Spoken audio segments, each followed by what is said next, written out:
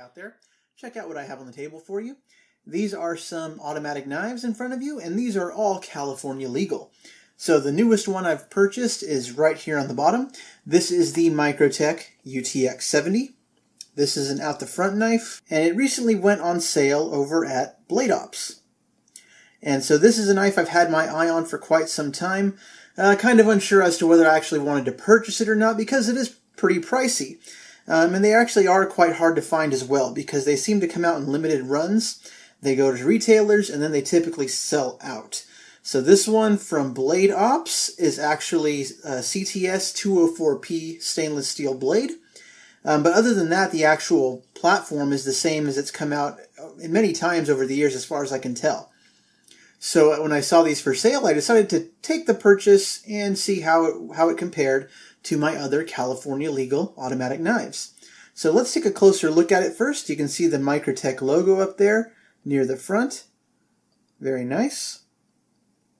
It's all aluminum handle. See the pocket clip right there?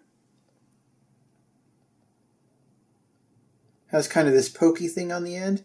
I suppose you could use that as a glass breaker. Take a look at the profile of the pocket clip. Carries pretty easily. Handle has some jimping on there. It's very textured, and for good reason. So what we have right here is a knife that you can legally carry in the state of California. And this category of knife is really its own industry. There are quite a few companies that cater to the California market because they realize that Californians can't have full-size automatic knives. So starting right up here at the top, let's just compare some of these knives to each other. Now starting at the top, we have the heaviest knife. This is the Boker Sub-Kalashnikov. This one right here is the SOG-TAC 14, California Special. Right here is the ProTech Calmigo. And of course we have the UTX-70 as well. And so the UTX-70 is definitely the smallest and lightest of these knives. And so that leads to one direct comparison. What I always complain about with these California legal autos is I love the idea that they're making them, but I want to see more that are sized closer to the SOG up here where you get a full-size handle and it's sized like a regular knife. This UTX-70 is super small, and it goes for that cutesy factor, but just because we're legally limited in the state of California to have these small bladed knives doesn't mean I want to have a small diminutive knife. But it is a small knife. Overall length when it's opened is 5.25 inches. And so in comparing this auto knife to all of these other California legal knives, for the price, I'll give you my honest opinion. I think if you have limited funds to spend, I would go for one of these other models up on top if you just want an auto knife. In fact, the best one on the table right here is the ProTech Calmigo. It's just superbly made, very nice aluminum handles, super snappy action, deep carry pocket clip. There's really no flaws with this knife.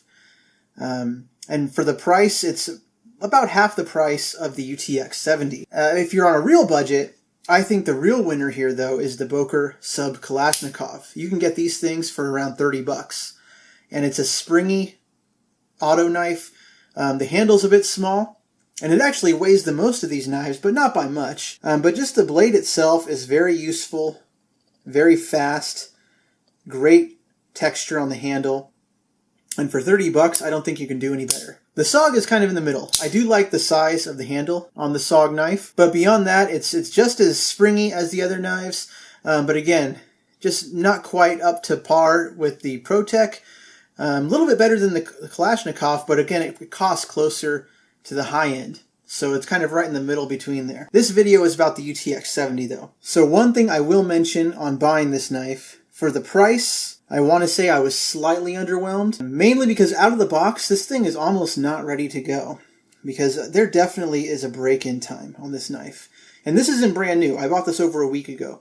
And since I bought it, I've basically just day in, day out been working the knife. And I can say it's breaking in and becoming easier to actuate. But this handle on the top is really rough. up until a few days ago, I could not open and close the knife with my left hand. And it's still pretty tough. So the spring action on this blade is intense. So keep that in mind if you want to purchase this knife. There is going to be a break-in period.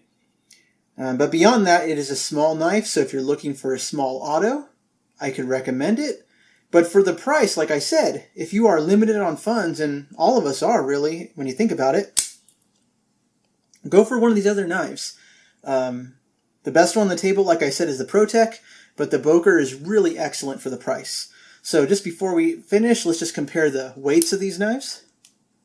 So the Boker comes in at 2.4142 ounces. The SOG,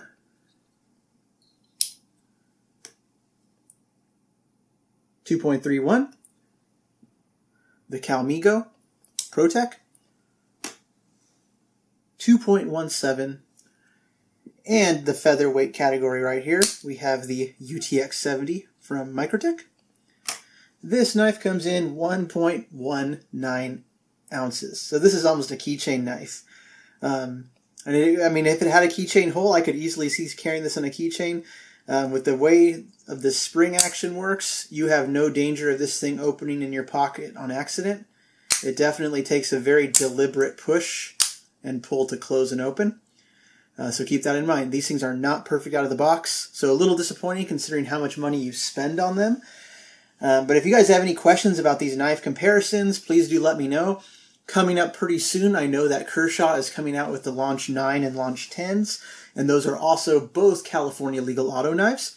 I hope to pick up, if not both, then at least one of them, and I'll compare them to these knives as well once those arrive. So I'm looking forward to that. Some great stuff coming out in California this year. But again, if you guys have any questions, feel free to ask in the comments below, and thanks for watching. Bye-bye.